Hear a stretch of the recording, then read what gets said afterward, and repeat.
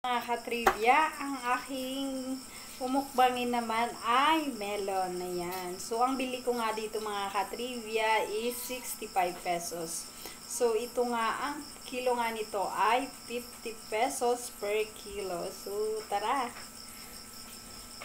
Yan! Yummy! Gatas niya nun sa ayan.